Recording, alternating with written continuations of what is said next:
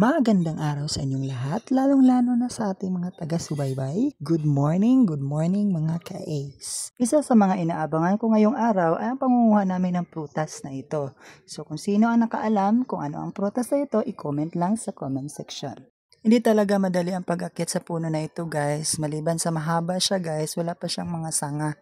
At saka matinik po siya guys. So makikita niyo sa video guys, unti-unti na kami nakakuha at nilulungkit namin yung mga malalayo na bunga.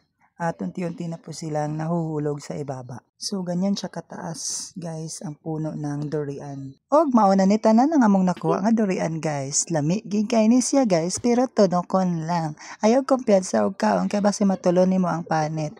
Bitaw. So lami ni siya nga prutas guys. So daghan kini siya og bitamina. So mga dagko siya kaayo karon. So karon ang uli na dayon mi uban sa akong papa. Padulong nami sa among balay, nagbaklay-baklay lami diri og samtang nagbaklay-baklay minay kanding diri nga nag meow meow meow. Kayon gid ko guys nga maanindot jud diri sa bukid kay daghan kayo tag pwede matanom. Dagan kay ta pwede nga makaon kung kugihan lang ta diri sa bukid, pwede man ta mananom sog saging diri, mananom ta og bulanghoy, aron nata ikagasa sa ato ang lamisa. So digig ta magutman diri sa bukid.